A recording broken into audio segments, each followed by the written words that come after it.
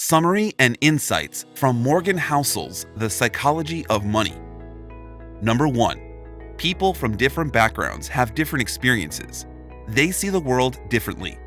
They have different ideas about what money is and how it should be used. Opinions on lottery tickets and sweatshops are prime examples of differing views. People who don't have a lot of money are more likely to buy a lottery ticket than people who do have a lot of money, because it is the only way they can dream of achieving a financially comfortable life. Number 2. Luck and risk are both the reality that guides every outcome in life, but both are so hard to measure and hard to accept that they too often go overlooked.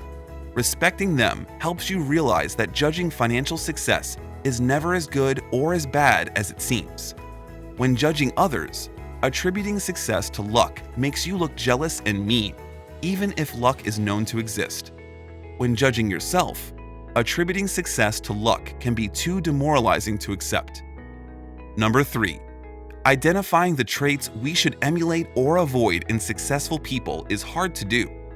Learning by imitating others is not a way to success. Many fortunes are based on leverage and overworking employees. Be careful who you praise and admire. Be careful who you look down upon and wish to avoid becoming. Number 4. Risk and luck are doppelgangers. The difficulty in identifying what is luck, what is skill, and what is risk is one of the biggest problems faced when trying to learn about the best way to manage money. When successful, realize that things are not as good as you think.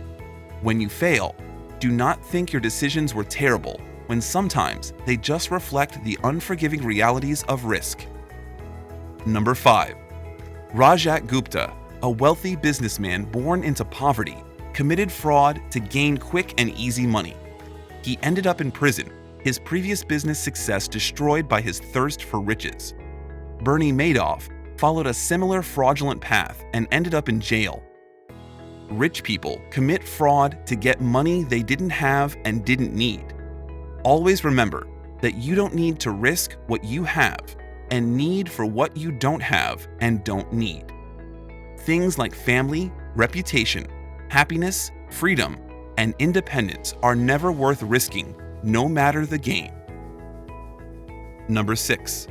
People measure their well-being against their peers, but you must accept that you might have enough and not compare yourself to others. Number 7.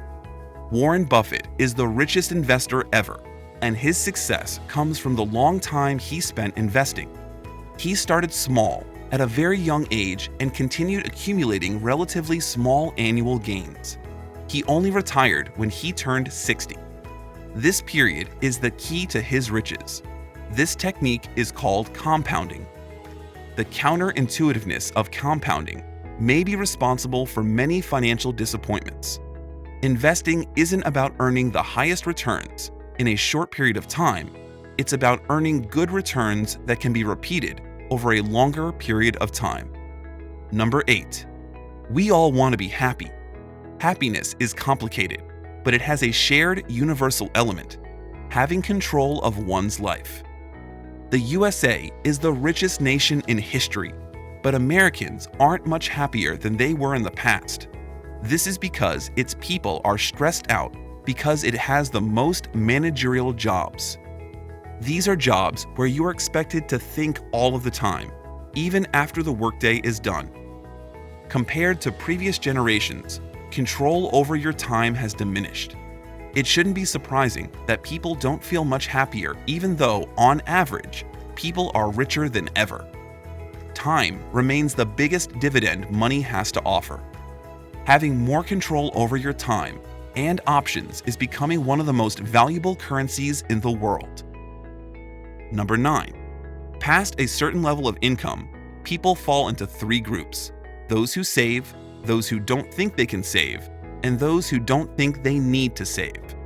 Becoming wealthy has less to do with income or investment returns and more to do with savings rate. Spending beyond a low level of materialism is mostly a reflection of an egotistical approach to spending. Those who spend that way do it to show people that they have money. Number 10. You should always plan while keeping in mind that things might go wrong. Always have room for error. Randomness and chance are always present in life. Room for error is often seen as an unwillingness to take risks. However, it's advantageous to leave room for error in order to endure hardships.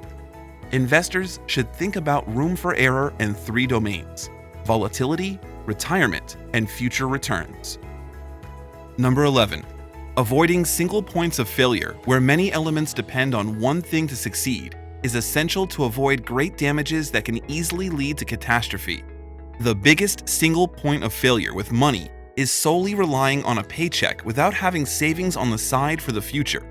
You should avoid the extreme ends of financial planning, namely working too hard for a high income or working for low income and presuming you'll be happy. Aim to have decent annual savings, free time, and moderate time with your family in order to avoid regrets. Number 12. Pessimism is more common than optimism. It sounds smarter, and it's more captivating, while optimism tends to be viewed as being oblivious to risk. Pessimism in the economy is valid because progress happens too slowly to notice, but setbacks happen too quickly to ignore. Pessimism is also seductive because if we expect things to be bad, we get pleasantly surprised when they turn out well. Number 13. The more you want something to be true, the more likely you are to believe a story that overestimates the odds of it being true. These appealing fictions have a big impact on how people think about money, particularly investments and the economy. Number 14.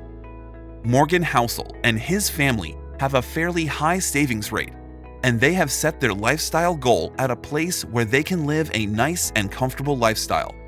Housel's ultimate goal in investment is the mastery of the psychology of money. We hope you enjoyed the summary and insights from Morgan Housel's The Psychology of Money. If you like this video, hit the like button and subscribe to our channel.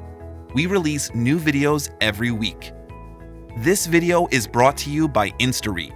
Visit instaread.co to get more insights from this and thousands of other books. Use the code YouTube to get 10% off your subscription.